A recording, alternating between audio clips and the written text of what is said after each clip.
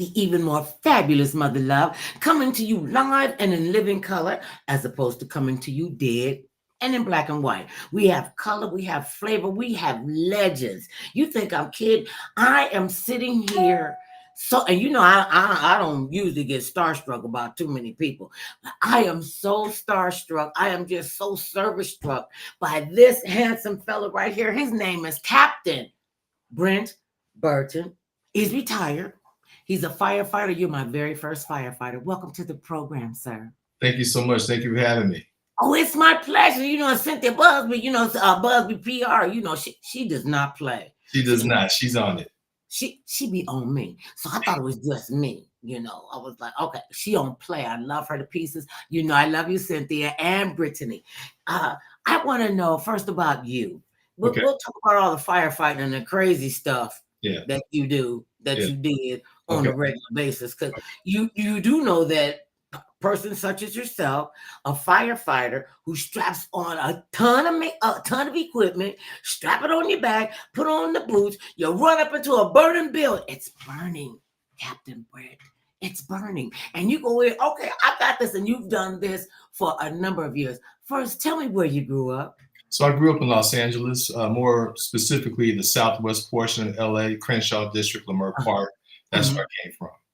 So now, do you have brothers and sisters? I do. I have an older brother and an older sister. In fact, I'm a second generation Angelino. My mom grew up in LA on the east side of LA. How? Yeah, my father grew up in Pasadena. They connected. And so there's three of us. That's so cool. So you're the middle child? No, I'm the youngest. That's even worse. Yeah, it is. I'm the youngest by 12 years. My sister's way older than me, and my brother's 12 years older than me. So here I am down below here. Oh, so your parents, they were like spacing you out. So obviously you all have they got three separate children because you're being raised in a different era. And did you want to hang out with your older siblings when, as a little kid, and they were like, get away from me, come get your child? That's exactly how it went down. So I had to rely on my cousins that were more closer to my age. Okay, so that's cool. That's good that you have that family connection. What were you doing and what was going through your head as a young fella? I'm going to say 11 or 12. What were you thinking about where Brent is going to take his life? Or did you even think about that? I did. I've always thought about that as a youngster. I wanted to be a police officer. I was infatuated by TV shows that highlighted police officers like Adam 12 and things like that. And so that's when I was real younger. But when I turned 16 and I was in high school, a cousin that I looked up to, he joined the fire department. So I went over to his house and asked, what did he do? All that, a million questions. He answered them all. And then I was able to join the youth programs they have for the fire and police department. I was doing both in high school. I didn't know that. Wait, they have youth departments? Yeah, they call it the Explorer program. Oh, the Forward program. Explorers. Okay. Yes.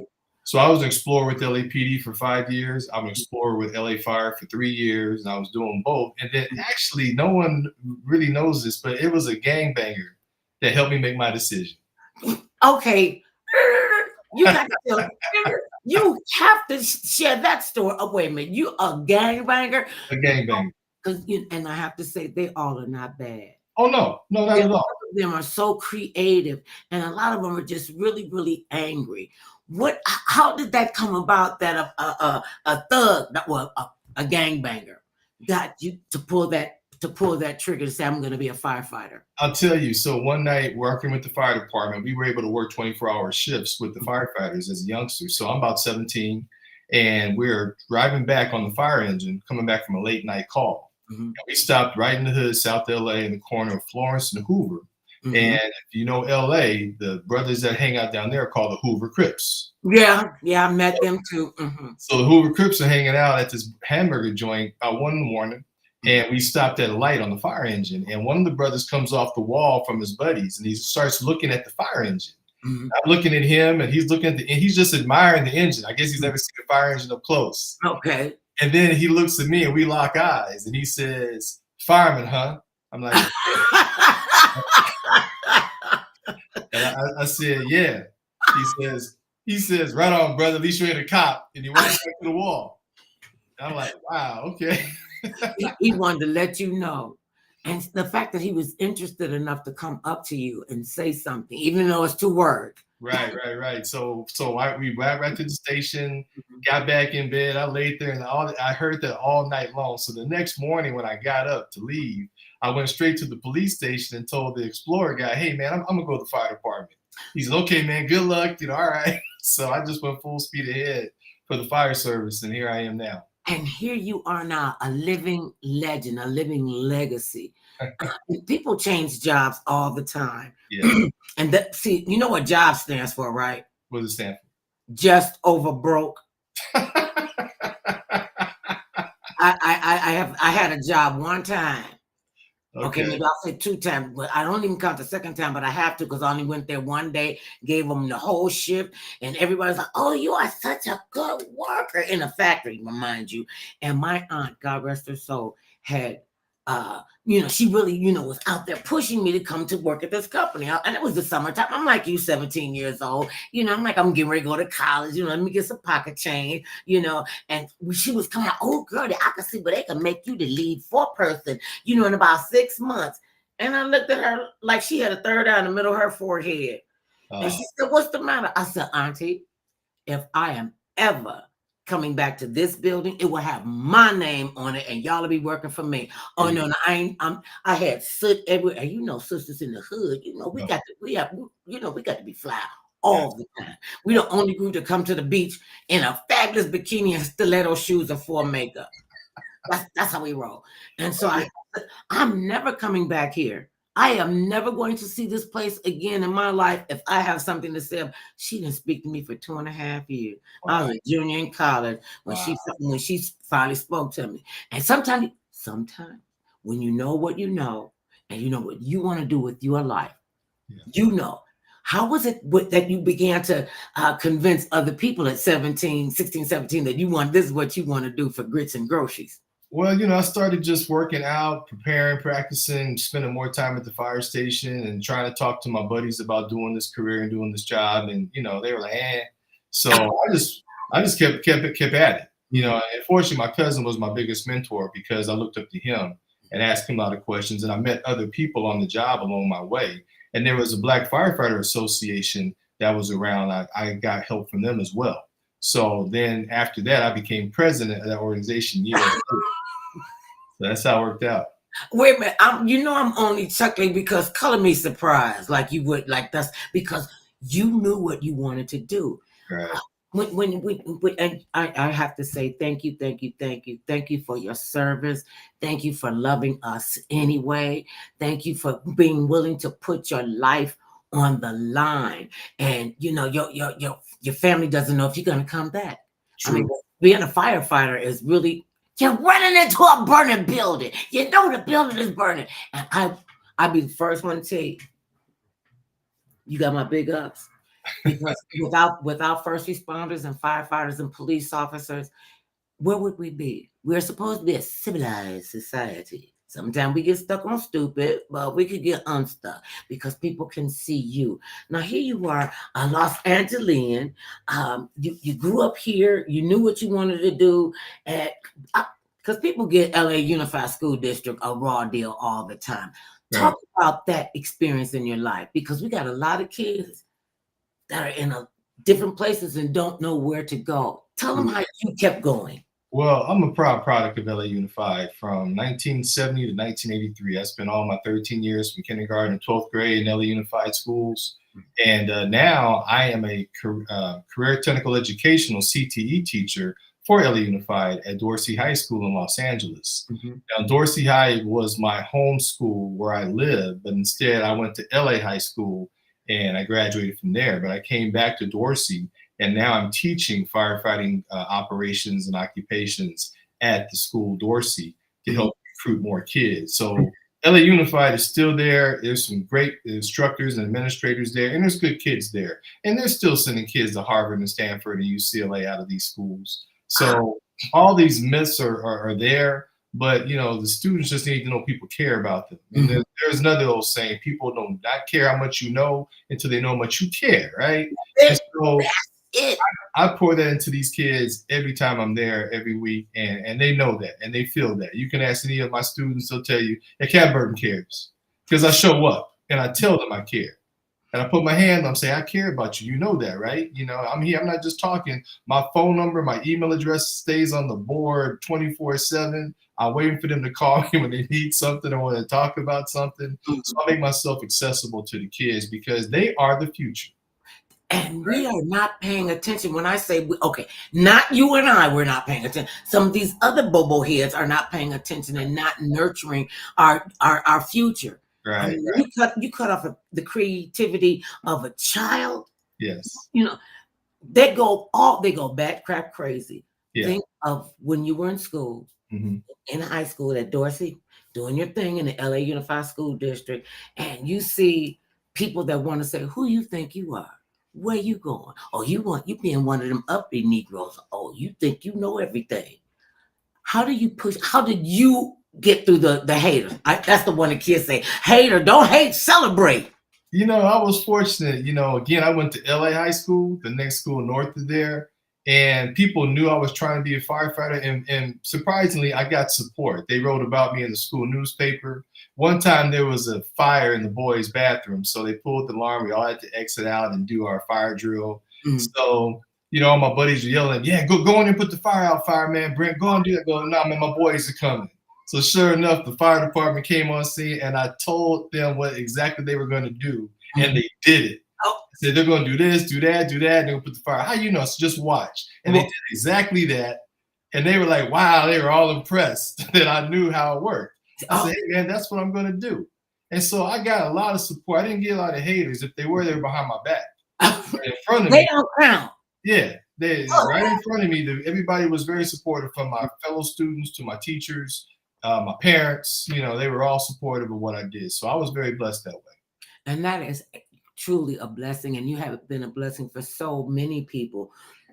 As you're going through this, and you know, you got to do, you know, this, that, and the third. Because from what I understand, firefighters training, one of my mother's dearest friends was one of the first Black firefighters in Cleveland, Ohio, where I'm from. Okay. And, you know, he was, I thought he was crazy too. Then I found out, y'all kind of, because you have to have a special kind of mentality. You have to have a special, a good physique. You have to take good care of your body, because first of all, you're carrying like 1,100 pounds of metal coming on, and then you got to come down and you get people on. You have a person on this side with you, and then you got a tank on this side, and you coming down like it's no big deal. I look after the 15th step, y'all had to get me off the landing. And people need to know where their place is and how to maneuver that and manifest that, because when you step into your purpose, they tell you when you're doing what you love to do, you'll never work a day in your life. That is true. Do you feel like that? Coming in, and did you have close calls? Oh yeah. I did feel that way. You know, I used to say when I was training for this as an explorer, I do this for free, but you can't do this for free. They gotta think we want a job. They can't know the passion in here, and they don't. So you were there, and they probably was like, "Man, why are you doing all that?" You got to be selfless in this job, because you're going out to help somebody else. You're going to risk your life and expose yourself to so many things to help folks. There were a lot of close calls. My second day out of the academy, it was a close call. We went to a major brush fire, and we're on a fire road, and all of a sudden the fire's coming down the hill, and we're all almost trapped. So the fire kind of just, fortunately, it burned around us and burned over us, and we didn't get hurt. But that was a very close call there. Also, being inside houses, then all of a sudden the whole thing, we call it flashing, it flashed on us. It took off. The flames were everywhere, and being chased out of this house. So a lot of things have happened, you know, over the years. There's all kind of close calls. I did this for 37 years. You really? I did. And so out of the 26 years of those years, I was a captain on the job. So captains still have to go in. So I'm going in with the crew. I'm going on top of the roof with the crew, cutting holes in buildings to let the heat and smoke out. So you're still right there, but it is a young person's job. I can tell you that, because the older I got, that equipment got heavier every year. It's about 60 pounds of gear we're wearing on top of our regular body. And when I first started, it wasn't that heavy because we have to wear so much stuff. But the longer I stayed on the job, the more stuff we had to start carrying and piling on. And it got heavier. So I'm like, man, this stuff is heavy. But that's why we have to work out and train all the time. And talking to the kids, do you see that girls are interested in becoming firefighters as well? Oh, absolutely. You know, there's several women fire chiefs in the country. My one of my good friends, Annette Holt, is the fire commissioner of Chicago, the second largest fire department in the country. And so she's the fire commissioner. She's in charge. Debbie Pryor, Teresa Reed, these women have been fire chiefs around the country. The current fire chief of the LA Fire Department is a woman. And then in our school, we just graduated our class for 2024. Our fire chief of our class was a young lady named Sophia. So we have so many women that are now coming into this job. And I'm telling you, I think our first wait, I don't know what's going on. Okay, wait, I don't know what's going on. You're pixelating and every other word is being chopped off. Let's try again. Sorry. Okay, so our first firefighter that might get hired is a student from Dorsey. That's a young lady. So we're going to see a lot more women coming into the fire service. And even in our fire program we have at Dorsey High School, more than right about half of the students are young ladies. Little less than half are young ladies. So we have a lot of women that are looking at this job, and that's our goal. And you are doing such a great job in mentoring, and so many of our young people really need to, you know, a lot of them don't have a male figure, positive male figure in their home, and it is absolutely crucial. I mean, you can say what you want to say, love who you love, but you and you have to realize you need to have both people. This is just me and my crazy talk. I come from a family that they really went with until death parts us. So I was like, okay, I will not be getting married. That will not be me. I don't think I could stand like 2 weeks looking at the same person, let alone you. And honey, I know I'm gonna tell him, yes, it'll be 50 years. Okay, yeah, so yeah, it is. And you just never know. And I didn't think I could do this. But I do pretty good. We got 4 grandchildren. We got 1 son. Him and his wife were just making babies for the revolution. We're the set of twins. I'm like, you know where these babies are coming from, right? You know, they are falling out the sky.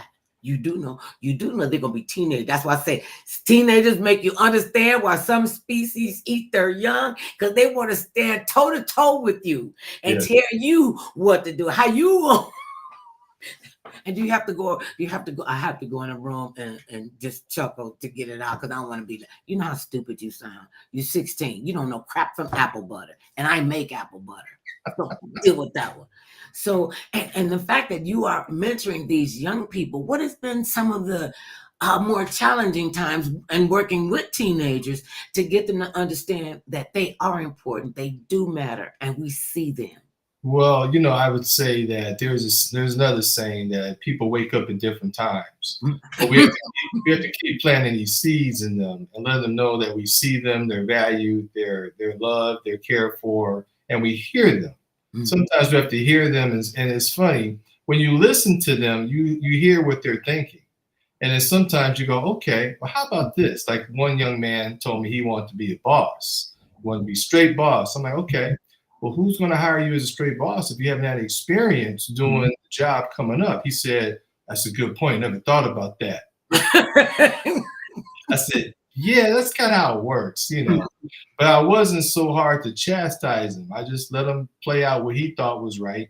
And we talked about that. So a lot of challenges, but a lot of good success stories as well, because sometimes as they get older, they'll call me back or they'll see me and thank me. And especially my own kids, like my son, youngest son, he tells people now, yeah, my dad was strict growing up, but I get it now that I have kids. No.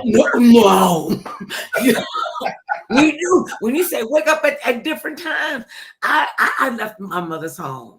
She was a widow at 30 years old with 6 little kids. And she never remarried. And she said, when y'all grow up to be teenagers, I'm going to carry a pistol because I can't be whooping y'all. I'm going to have to pop a cap in you. There you go. She was carrying a loaded 38. She said I was her problem child because I asked too many questions. Wanted to go here and find out what they doing over there. I'm nosy like that. Who knew? And she was quite strict on us. And I thought she was the stupidest, most ignorant woman on the face of the planet. How you gonna tell me I don't love my boyfriend just because you ain't got a husband? You don't know nothing about loving nobody. Look, now I didn't say that to her face. Now you know, because my face is still right here, Brent. My face is right here. I was just like, she said, "Oh, Heifer, I hear you thinking." And I'm like, okay. And girls will want to try to go toe to toe with their mother. And that's stupid. Sons want to go toe to toe with their father, their uncle, the father figure in their life. I'm like, I left because I said, this chick is crazier than I don't know what. Yeah. I got away to college. And I became like the elder, and I'm the youngest one in that class going in, and everybody's looking up to me, and I'm repeating what my mother is in my head right here, and I'm repeating like I know what I'm talking about. I remember going home. We went to I attended the Ohio State University, and we were in Columbus, and I went to Cleveland. I drove there specifically to apologize to my mother on my knees with my head in her lap and telling her, my mom, so she rolled that to the wheels fell off. Oh, yes, she did. And I didn't know what kind of thing, but so much of the woman that I became because I got to know her. Yeah. Not just my mother, my nurturer, my first teacher. I got to know her as a woman. Yeah. I mean, she talked about her childhood, and she was saying, I was like, nobody talk about your childhood. She's like, I got 6 of y'all here who got time to be talking about their childhood. Right. And we were all teenagers together. Right. So at those different times. And I applaud her. I really will. And this is the kind of fear she stuck in me. The woman been off the planet for, I don't know, 2-3 decades, and she's still scamming. I know, Mama, I got it. Oh, yeah. That's what's important. It is. So important. I was... my father, I was more afraid of my dad than I was of the local heads and gang members in my community. My father I had more fear of that man, and it helped me out a lot. See, you come up in the era that I came up in. I might be a little more seasoned than you, but nonetheless, because when your mom, this was the most terrifying. Wait till your father gets home. I got a funny story for you on that. You got okay, I want to hear that. I was about 5 years old. I told this story at my mother's funeral. I was about 5 years old, and my mother went outside to get a switch. You know about that. Yeah. She went outside to get a switch. I locked her out the house. So she came back, rattled that door. She said, "Let me in." I said, "No." She said, "Let me in." I said, "Put the switch down." She said, "You don't let me in, I'm going to go next door and call your father. I'll open that door. Come on in." And let me take that whooping from you. Yes. And then we'll get another whooping. And then if they got sisters and brothers, they call the aunts and others. Let me tell you what I had to do to that heifer today. I'm like, I like when she said, wait till your father gets home. That's it. When they get real quiet and they get into the monitor, wait till your father gets home. Wait till your father gets home. Can't you just beat me now? I'll take it now. Wait a minute. So did she ever tell you, go out there and give me a switch? You go get a switch. Well, she knew I'd bring the little ones in. She wanted to get her. She had to pick the right one. See, when we did that, I had 3 sisters, and when we did that, she was like, now go get me 2 more that look just like this. And she would sit in front of us and braid them together. Mm-hmm. Oh, man. They knew it was going to leave a mark. Those were the days. So, and look where we are now. Look what we get to do. We're thinking that they're, crazy. Our father was a member of the first, what they called them Negroes then, the first Negro fishing boat. Oh. He had his own fish, and he was a scuba diver. Okay. I mean, how many black people go scuba diving? I thought all black people went scuba diving. What Not all of them. Everybody is the same, and it's not. When did you know that you would be okay, even from the fear in your father? You told this. Wait a minute. You told the story at your mama's funeral. She did. Was probably rolling, wasn't she? Oh, she knew. She knew. So it's all there. I think right about the age of 12, I just asked my mom. I said, I need to start being good. What do I need to do to be good? Because I'm tired of getting these spankings from this brother here. So she said, well, just do what you need to do. Do the right thing. Right. And I said, okay. So fortunately for me, having 2 parents was a blessing. But today, unfortunately, a lot of our young men don't have 2 parents. Right. So that's why I'm so involved with mentoring, because I've been blessed to raise my 3 children in LA, and they're all productive citizens. You know, we mentioned my oldest son's a police officer, my youngest son's a firefighter paramedic, and my daughter's a school psychologist, and they're doing very well. I'm proud of my kid. If I text them, if I just text them this morning, you know, stay safe, Dad loves you. And, you know, because when they were little, they couldn't walk past me in the house without getting a hug. They told I loved them. So now they're grown people, and so I just have to text them now since they're on their own. But I would say that it really helped me put into myself that I want to start mentoring young people, and that's what we do right now. So we're mentoring young people with a group called 100 Black Men of LA. I run their mentoring program. The Dorsey Magnet program. We're doing that. And so and we're about to start a group called the Kappa League. I'm a member of Kappa Alpha Psi Fraternity Incorporated out here where I live. And we're about to launch a Kappa League program that's going to mentor young people as well. So I'm just all about mentoring and giving back to what's been given to me. It's so important that we pour into young people, especially our Black men, because they need to see themselves. You know, there's an old saying, if you see me, you can be me. Right. So I want them to see something positive and productive. So that's what we're all about. And that is so needed. And thank you so much for your continued service, because, you know, without you guys, a lot of these young people are just out there ambling around, and we need to get more of them to come to come into the village so that the village can expand, they can grow, they can know what it's like to be loved by somebody who doesn't necessarily have to love you, but they do. Absolutely. And you can watch these kids turn around, you know, just just like you said, the guy came up to him and went, yeah, you're a fireman. Yeah. You don't know what that did for that kid. You know, I remember when I first came here to California, okay, I didn't know nothing. Okay. They sent for me, told me to come to California. They'll send for me, they'll pay me. You know, I was going, it was a free trip, first class. So they brought me out here, and I was like, okay, well, let me go, you know, find out. I wanted to go over to see the rolling, I think it's the 66th Street Rolling Crips, whatever their name is. 60s. Damn, okay. Yeah. I don't know from nothing. See, this is why you better know. God watches over old folks, babies, and fools. Now you can figure out what category. I'm in the fool category because I'm not old, I'm not a baby. That's why I don't claim adulthood. So I'm, you know, driving down the street in my little drop top. You know, I'm in California. I done put my wig in the glove compartment so it won't blow off or nothing like that. You know, I couldn't go back and get it. So I turned up up to 66th Street, and I was like, you know, and it was like a lot of activity going on over there. So I get up, I pull my car in, you know, and it was blue. Who knew? Yeah. But the Rolling 60 Crips, they're the ones with the blue and white, right? They're the blue, yes. Yeah. So they thought I was somebody's mother in the gang. So I get out the car, and it's like 15 kids, 15 boys sitting on the porch, sitting on the step. They all got on white t-shirts and blue jeans, creased so sharp if you got close, you cut your leg off. Right.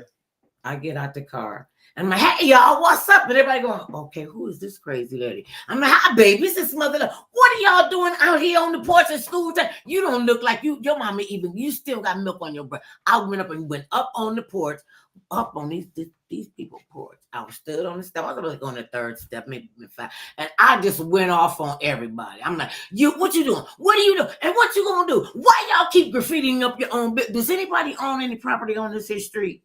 So this ain't your property. This your mama's property, your grandmama, big mama.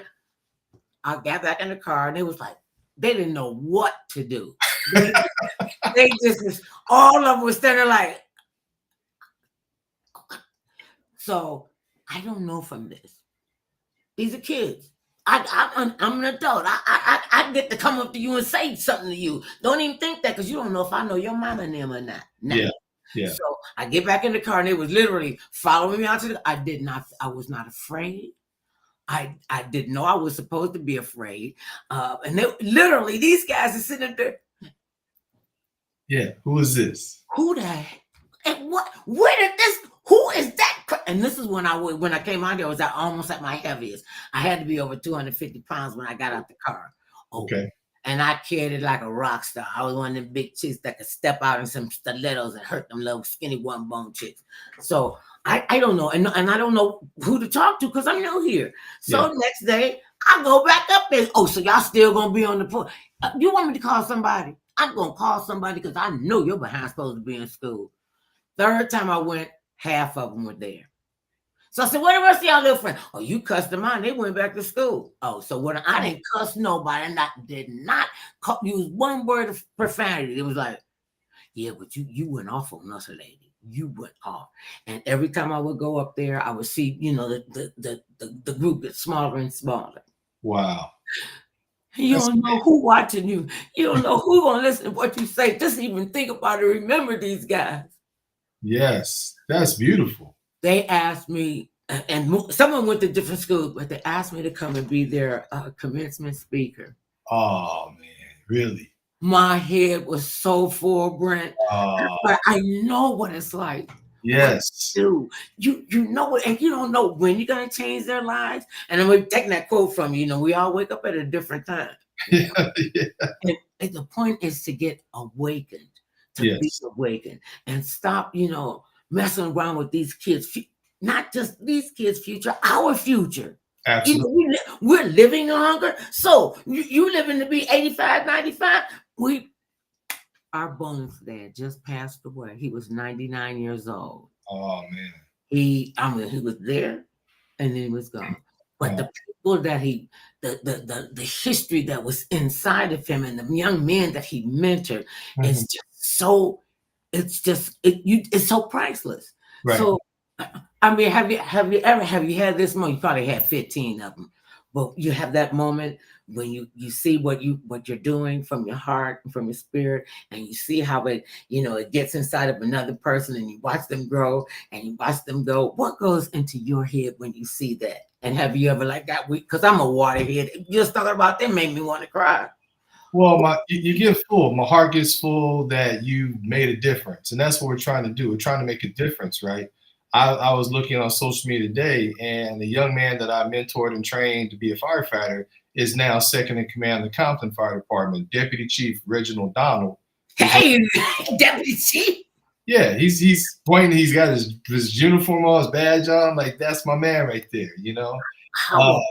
When you see this, it just makes you so full. Even when you talk about gang members, there's something called PCITI, Professional Community Intervention Training Institute, ran by one of my mentors, a brother named McFaul Bashir. These brothers take these former gang members, hardcore gang members, and now these are crisis intervention specialists that are worldwide. So I love these brothers. They operate out of the Stentorian building in South LA. They're helping folks all around the world make a difference. And so when I see these guys, I just love these guys to death, because these were the local guys that were creating havoc back in their day. And now they woke up at a different time, but they woke up. More than I think about it, you may have been one of the people that inspired them. They may have been one of those guys on the porch that started going back to school. Who knew, right? Wait. That just I do a lot of conventions and expos and all these kind of stuff, small business or the diabetes community or intervention. And so I'm going around, how you have it set up and they got the police department table and the fire department table, so the young people could come around and see what's out there for them, what's available. And so I wasn't even in the door good. I kid you not. I wasn't even in the door good. I get past the first table, I get to the second table. Some young lady at the police department table, she got on her dress blue. This chick leaped over the table. She leaped over the table, man. She ran up to me. She jumped into my arms and she said, oh my God, I think you. I was like, baby, calm down. You can't hyperventilate. Look, I can't pick you up if you drop dead. No, come on, let's walk. Crying through her tears. And I said, baby, what's the matter? What's the matter? I had to get her calm down. And she said, I just want you to know that you came to our school and you had to talk with us and we was teenagers and we was like, who she thinks she's talking to? Ain't nobody listening to you. And I was telling them about, being a firefighter, being a police officer, being, a person of service, because that's what we're here for. Right. She said, you came into this. I ain't gonna never forget this. You know how you go around asking, tell me about yourself. Right. Where do you see yourself after you graduate from high school? Got to her. And I remembered it. So I don't remember her name, but I remember the face. And she said, I'm not making any plans for my future, mother love. I'm saving money for my funeral. Oh. She was 16. I said, excuse me, you guys, because I was broke down. to hear this child say she didn't feel like she had a future. And she said, this was like in the middle of the school year. She said, this school year alone, she'd been to 6 or 7 funerals of her relatives being murdered, her friends being, and I was like, I didn't even know what to do with it. So I got myself together, put my face back on because my eyelash was here and the other eye was over here. Yeah. So I came and she said, you inspired me. Because she said, you inspired me to follow my dream. And I always wanted to be an LA police officer. And she was an LA police officer. That's beautiful. I was okay, break down. I'm supposed to be like the sneaking someplace in like 15 minutes, faces all chewed up. You know, we've had several police officers, lady police officers, come and talk to our students at Dorsey. One is a PhD now that was a student there that was told she would never mount anything. She's a Dorsey alum. She came back and talked to us. Another sister that went to high school where I went, she came back. She was a sergeant with Inglewood PD. She talked to him. But, you know, that's why it's so important for individuals, especially alumni, corporations, sponsors, to come and pour into these students, because that's what we need at Dorsey. We need to get more folks to give back, to donate to us so we can do more things for these students with uniforms and for equipment and materials that we need to take them on field trips. We took 4 kids yesterday from Dorsey to an elementary school to talk to the little ones there about creating a junior fire cadet program. And everybody was happy. I mean, the kids asking questions were happy. The students that came with me were happy. They said, we want to do more of this. I said, I know you do. Isn't it good to talk to the little ones and tell them what you've learned? They said, absolutely. Absolutely. So if we can just get more sponsorship. Or, you know, if you say if one more time, I'm going to come through this phone right now and just bite you on your forehead, because you're not trying to do anything, sir. You are doing it. You need to eliminate if maybe, okay, well, I'm trying. My fellow mentor. Yes, ma'am. You are teaching. Yes. This part of the world. You're not trying to teach. Yes. You're making a difference. Try shouldn't even come out of your mouth. Yes. Try, well, if or maybe. Look at when people come back to you. I mean, I'm full just talking to you. I'm like, look, see, I told y'all we could work together. I refuse to believe that we cannot work together. Absolutely. We work together when we work together. Absolutely. And we can see the good, even through some of the ugly. And we don't know oftentimes what these kids have gone through. Absolutely. Like the little girl telling me she was planning for her funeral. That's sad. That was real sad. And when she jumped across the table, now that was off the hook. I was like, oh, wait. She said, you inspired me to follow my dream. I always wanted to be a police officer. That's all they need, is somebody to tell them that they see them. That's what we need. And so I appreciate you for doing that, and what you continue to do, and what others like us are trying to pour into these young people. There you go. I'm going to get, where the if jar at? I'm going to have to pour my water out and get you a what if we are doing. Thank you very much. We are doing, and we're going to do more. And I'm looking forward to next school year, creating an honor guard for these kids, taking them to more elementary schools, to pour into more programs. That's what we're doing. So we just need some more support so we can continue to do the work that we are doing. That's what we're doing there. So now you're involved with these as nonprofits? Yes, ma'am. We have a Junior Firefighter Youth Foundation nonprofit that supports the Dorsey program, the 100 Black Men of LA program. When you talk about future, we call our program the See Your Future Mentoring Program. And Dr. Anthony Samad, our past president, he coined that phrase because he was talking to a young man and said, young man, what do you see for your future? And the young man said, I can't even see my future. And so Dr. Samad said, oh, no. We're going to name our program the See Your Future Mentoring Program so these boys can see their future. So that's what it's all about, is putting people in front of them to see what's possible, what the possibilities are. And that's why we bring so many alumni back to talk to the students, say, I sat in the very seat you did, and we're doing well, you can too. And so that's what this is all about. I want to know, and I would see it going past and driving when we were downtown. Tell us about the I don't want to mess the word up. The African American Firefighting Museum? No, this one. The Stentorians. Oh, the Stentorians. Yeah, so Stentorians is a group of Black firefighters. It's a Black Firefighter Association in Los Angeles, formed after the Supreme Court decision in '54, Brown versus Board of Education, because see, in LA, the fire department was segregated. And so Black firefighters in Los Angeles can only work at 2 fire stations in the Black community. So the Stentorians organized to fight against the segregation policies of the department. And so we currently exist today to help people get on the job, help them promote. We do community activities. And so Stentorians is at Vernon and Normandy in Los Angeles. It's a community facility. And so the Black firefighters are still training people. The PCITI groups works out of there. The foundation that I'm a part of works out of there. So it's a great place. And that's what we're doing to help people become firefighters through there. And there's going to be a summer program called Command LA that will help young people get paid to be a firefighter. And so we're working on doing that. So Command LA, ran by Antoine McKnight, is a great program for young people to get involved in and be a part of. How do they get involved? So they can contact the Stentorian Center at the location there at Vernon and Normandy. There's stentorians.org is the website. They can go on. My website, JRFFYF, Junior Firefighter Youth Foundation.org is another website they can contact us at. And so we can help. There's different ways they can find us and locate, but we're right there all the time. Vernon and Normandy is where we're located, and they can help us get more people involved in being firefighters and first responders. I talk to them, especially the young people, about the importance of becoming a person of service. Because like you said earlier, we're out there every day. We don't know you don't know what you're running into. If you see me running, look behind me and see if the popo behind me, because I only run to and from the car, to and from the bathroom. You see me running, somebody chasing me. I'm just letting you know. So it's so important that, we have more first responders that look like us from our community to help us.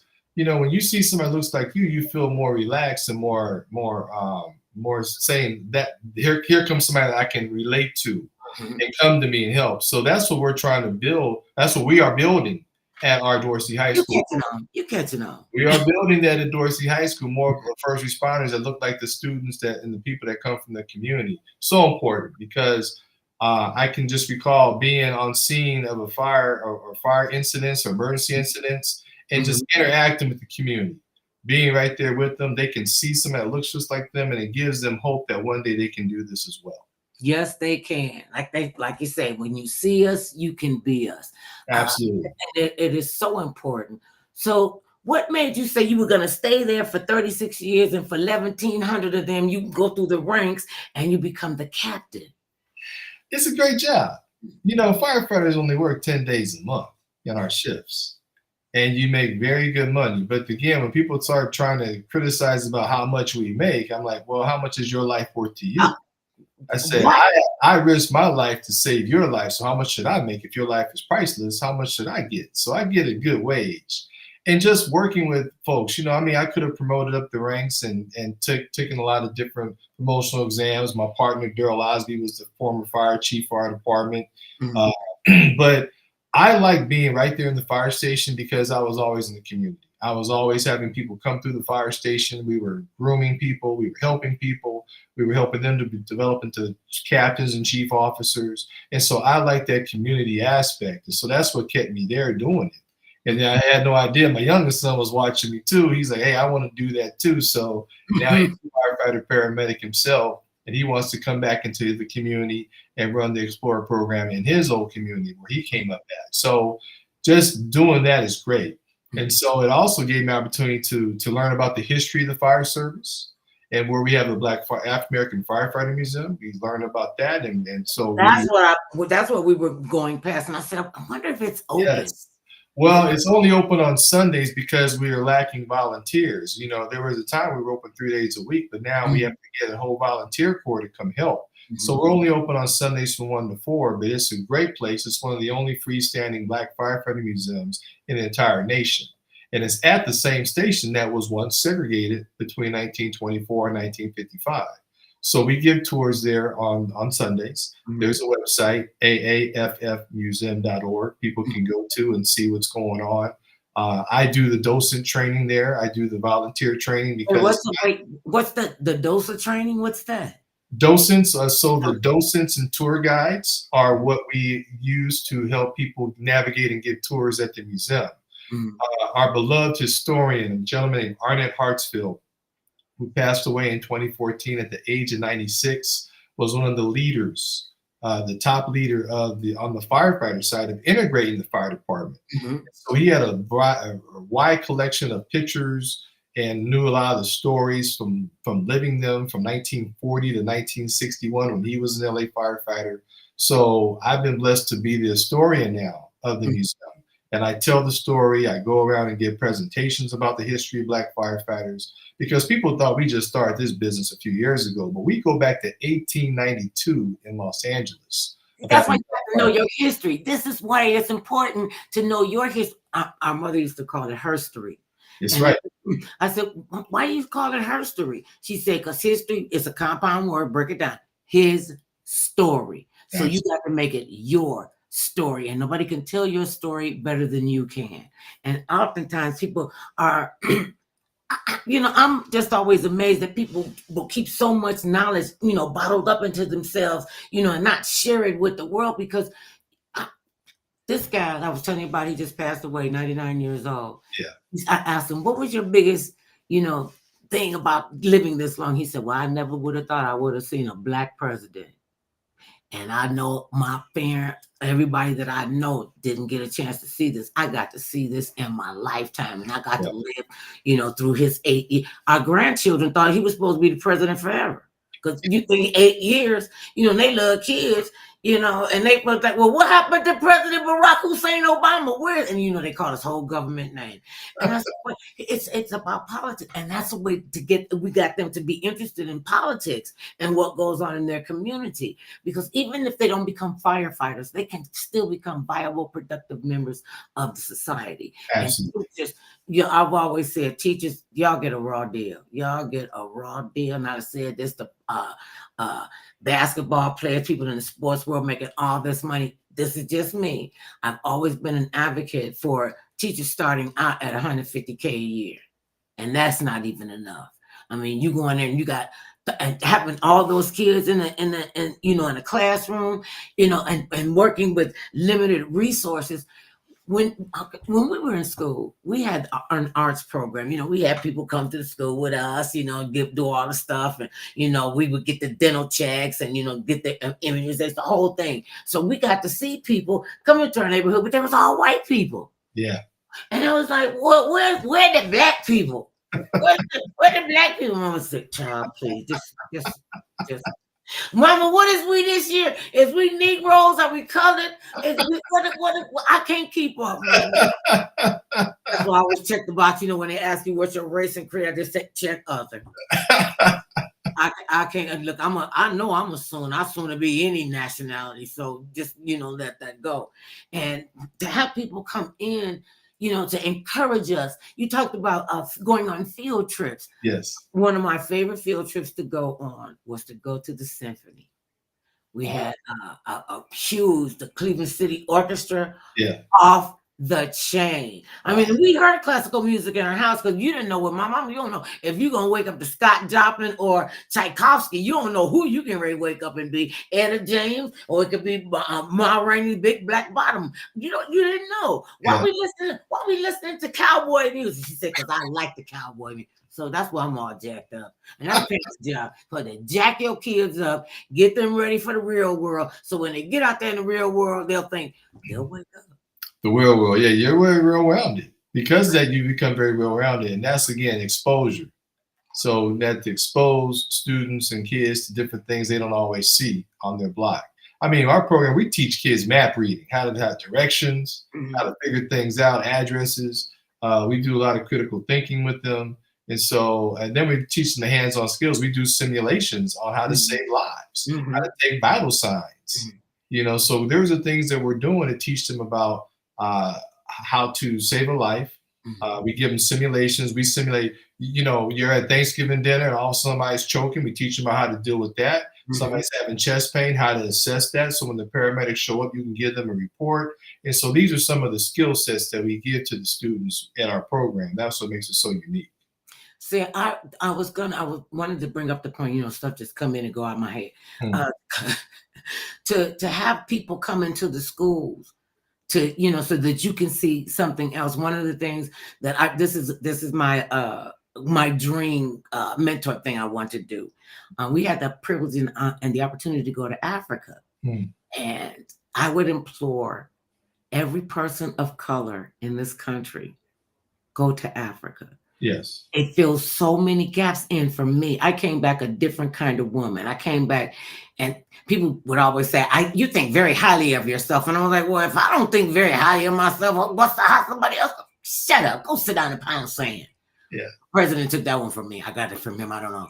Okay. And, yeah. And I'm like, okay, when we went over there, it filled in so many gaps for our history here because we found out it was his story. Yeah. When you became a firefighter, what were the things that you said, I didn't know they could do this. I didn't know they could do this. That's how I was when I was in Africa. I'm like, wait, what? I mean, I was totally blown away. They had to drug me to get me back on the plane. Oh, helicopters, water drops, things like that. There's so many things that we're jacks of all trades in the fire service. It's when someone dials 911 and they talk to the dispatcher listens to them and they have to make two decisions. Number one, can we arrest it or can we shoot it? Don't give it to the fire department. And then we show up. Can we arrest it? Can we? So this is stuff people do not know. No, I mean, we deal with being psychologists, social workers, babysitters, mental health specialists now. They want to send a mental health specialist. We do it all. People call us for toothaches. I mean, they send us. They call you for a toothache. We have to show up and give people advice. We have to help people out. We have to turn off the stove. We have to turn off the water, all different things we do for people. Mm-hmm. I was sharing with the students, we taught them about utilities. Mm-hmm. Because one young man one day had a call where he backed into his water spigot, didn't know I shut the water off. He calls 911. So we show up and I tell my firefighters, stop. I said, show him how to do it. Show him where it is, show him how to do it. So we showed this young man in one call how to shut off his water, gas, and electricity. And then at the end, I said, okay, young man, you've just been trained on how to do this. You don't need us anymore. And so that's what we do now in the mentor programs. We show kids how to do these things because they're not getting those skill sets anymore. So there's so much that we do.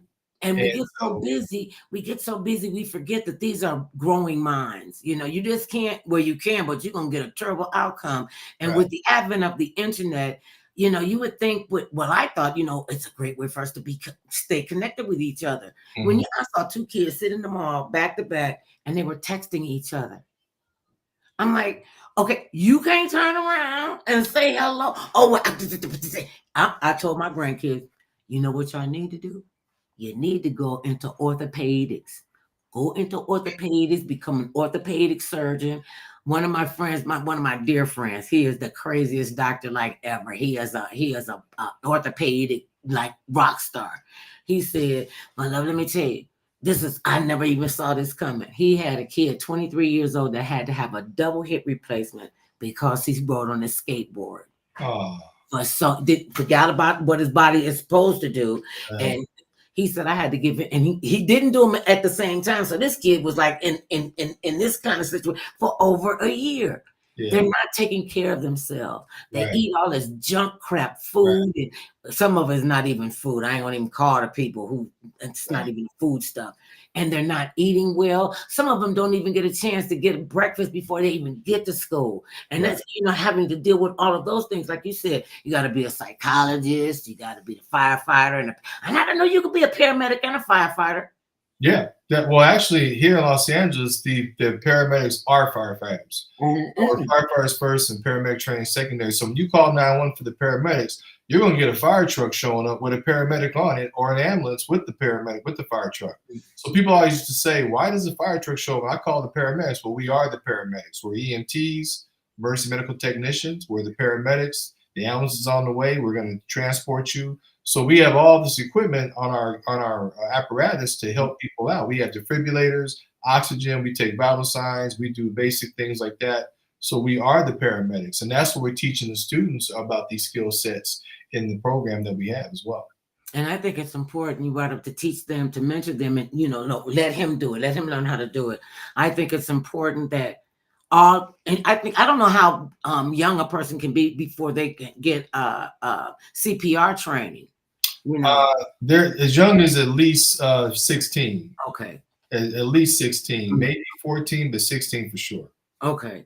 because I remember learning, we had to learn first aid in our house, and my mother had her own little first aid kit, and with band-aids and everything in it, because we were always cutting something, breaking something, falling over something, eating something. It was so bad they knew my mother's name by heart. Which kid do you have this time? Oh, we stay very, very busy. So when you're looking at all of this, there is hope. We will have a good future with the young people that you're mentoring. I think it went to hell in the handbasket when they took when they took prayer out of school, when they took the arts out of the school, when they took physical education out of school. I mean, I remember growing up, and we had one, and they didn't call them fat kids. We had one pudgy kid in the class. And one summer he went home pudgy. When the next summer, when the school started, he was fine. Oh, and I stayed his friend. I didn't care what he looked like. And all the chicks wanted to be with him. He said, no, I'm still the same fat guy. They thought it was a new kid in the class. Oh, no, I'm still the one you call the fatso and, sloppy Joe and all this other kind of stuff. And the bullying that goes on. Do you believe that with the mentoring program, what you're doing, will it help with the whole bullying situation? Absolutely. There's a lot of things that mentoring helps, because you have somebody there to tell somebody, teach them the right way, and how to handle conflict, how to handle dealing with people that are different than you, how bullying is wrong, because mentoring definitely just talks about how bullying is so wrong to do those things. But in our program, we have physical fitness at our program. The kids have mandatory workout. We have equipment that they work out with. We have arts programs. We do teach them different skill sets and arts and things like that on how to do teamwork, team building. So we do those programs at the school. So there's a lot of good things that we're doing there.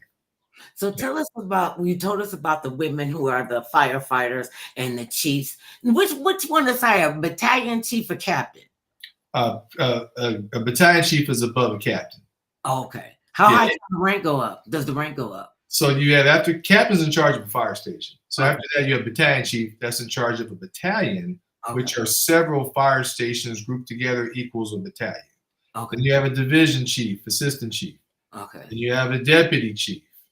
Then you have a chief deputy, and then the fire chief. So the fire chief is the top job, the fire chief. I'm tired already. I was tired when you got to the third tier. Yeah, there's all kind of levels of chiefs. That's management of the fire service. So now you're mentoring and these kids, and you retired from the fire department. You really didn't. I found out what retirement meant. I was outdone when the lady said, "Mother, let me tell you, we don't retire. You're not retiring. Let me tell you what retiring means. You get to work when you want to work and do what you want to do. Pretty much. You still working. I don't know. I'm like, I'm trying to be retired. They was like, not that. I take that back. I was being retired. They was like, okay, that don't work. Okay, yeah. So when I retired from the fire department, that meant I don't have to go to the fire station and ride on fire trucks anymore. But what I did was I got my credential to teach. And so I teach firefighting, what I've learned, what I know, and give kids access to resources, and all the knowledge that I've gotten over the years, I pour into the students. So now we're only working twice a week for the school system in teaching this program. And so that's how it works. That's really cool to know that you still have so much what have you learned about Brent Burton as a firefighter and, growing up and doing what you do, doing what you love? What have you learned about yourself that you were like, oh, wow, I didn't even know I could do that? Well, there's another saying. There's two most important days in your life, are the day that you're born and the day you realize why you were born. And I think I realized I was born to mentor. I was born to share and train and help. And so that's what I've learned about myself, how much I love pouring in and teaching. I didn't realize I loved teaching that much until I got really into it and saw the impact it had on folks. So I love teaching. I love sharing. I love giving information that's been given to me and given to somebody else. Because information is no good if you just hold it for yourself. You have to share. Why you even learn it if you're not going to share it? Tell people again about the website, about what you're doing in the schools, and how they can get in touch with you if they want to have you come and speak. Yes, ma'am. So, when is the book coming out? That's another good question. I'm working on the second edition of the History of Black Firefighters in LA, and so I might put my stuff in there. Uh-huh. But my website is www.captainburton.com. That's my website. You can reach me there. CaptainBurton.com is my website. The Stentorians, STENTORIANS, Stentorians.org, and we're also located at Vernon and Normandy. Junior Firefighter Youth Foundation, you can Google that. So everything can be Googled, and I can be found that way specifically. To be a firefighter, joinlafd.org is the fire department website to become a firefighter. Mm-hmm. And so there's different ways they can do that. And so those are some things that we can do to find us. Well, this has been an absolute joy. I am just so pleased to have met you. And please know that you always got a place here with Mother Love. And make sure I get a copy of the book and autograph it. And Mother Love, thank you so much for having me. Thanks Cynthia Busby for putting us together. Cynthia Busby Promotions for having us. But Mother Love, I've always watched you. I love what you do. I love your spirit. I learned about that story you just told me about rolling up on those rolling 60s and making them go to school. I mean, come on now. Really? I told you, but I told you they had me come in and be the commencement speaker. And that too, right there. I was like, what? What? And wait a minute. And so the teacher said, well, how you know Mother Love? I don't, this is the story, because you know, when it go past a whole bunch of people, the story changed. They said, well, she came up on the porch and cussed us out and told us to. I said, I did not cuss y'all out. You know you've been cussed out by me. I'm straight from the streets. Straight. Oh man. It must have felt like being cussed out. Listen, you know, the old folk, they could cuss. They didn't use profanity, but they could say some words that make you feel like, what? I know that's a cuss word. I remember one day, and we gotta go. I remember one day, something happened, and my mother was chastising one of my brothers, and she said, "You are not gonna come in here and act like a eunuch." I said, "That's a cuss word. If I ain't never heard a cuss word." So I'm like, "Mama, we had to get cussed out when we got in trouble. You had to have a dictionary, a thesaurus, dictionary, thesaurus, and the Bible." Yes, ma'am. Because you don't know what is this in biblical. Does that sound with an I or an E? She get out my way. Just move out the way. I looked at him and said, I came back and I went, oh, he should have just called you a cuss word, because that's so that's why they said don't say anything around her, because she does not take life serious. She just using her head for a hat rack. Everything comes out of her mouth. She's just a big goofball. Oh my God. But that's it has been my pleasure. Please know that you are welcome here, such as we've got the food on the table, the soup in the pot. You don't have to come and laugh at my jokes. Come often, sit deep, be one of our folks. Thank you, sir. Thank you for your service. And thank you, Cynthia Busby. See, you know, I'm gonna tell you why you like me, because you're easily entertained. That's why most people like me.